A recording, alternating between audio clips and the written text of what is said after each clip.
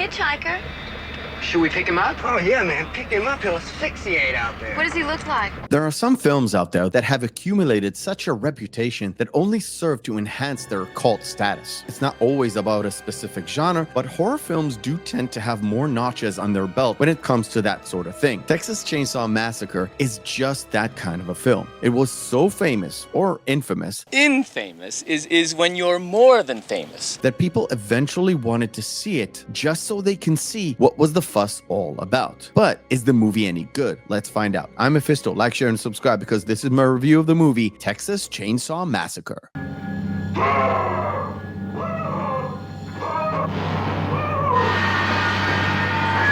Texas Chainsaw Massacre is an indie horror film created by now legendary horror film director Tobe Hooper. It was done on a budget of $140,000 and told the story of a bunch of college kids who take on a weird hitchhiker that goes completely nuts and forces the crew to stop in the middle of the road and kick him out. At some point, they have to stop at a gas station and manage to find one with an attendee that is weird and creepy. You don't want to go fooling around other folks' property.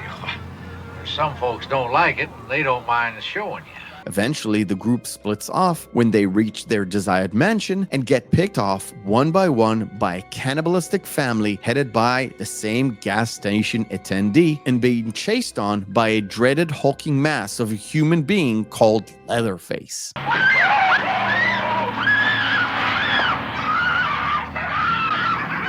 The cast of the movie were all unknown actors from the Texas area who had done only minimal work. I only mention that because, in fact, having watching the film, the acting isn't something that you can say is stellar. You can tell that the movie was shot in around about 4 locations as well, which kind of matches the fact that the budget was really low. But the movie itself was not intended on being such a hard drama or a Shakespearean masterpiece. It was intended to explore the weird and taboo, and it went into directions that were not really explored at the time. Horror films always been a thing, even since the early 1920s with Nosferatu, and involved later on with the Hitchcock movies and the Twilight Zone TV show. Tobe Hooper wanted to explore the more gory and satanic aspect of the genre. In fact, he wanted to do it and still get a PG rating, which it really didn't, because the MPAA classified it as an R. And if you would have watched it today in today's sensibilities, you would probably think, yeah, this could be maybe PG-13. What Tobe Hooper managed to create is a whole new way to tell a story. It heavily relied on imagery rather than full-on dialogue, which was pretty rudimentary, and bring in elements from the slaughterhouse and inflict them on humans. There were a lot of firsts in this movie that have inspired other horror creators and actually turned into horror movie tropes, especially in the subgenre of the slasher horror movie. The use of power tools like a chainsaw, the lumbering giant killer with a face mask, the bunch of teenagers or college kids out for a vacation and ending up with the final girl, the chase through the woods under the cover of darkness, and the creepy cabin filled with bones and other assortment of trophies. All of these exist in Texas Chainsaw Massacre.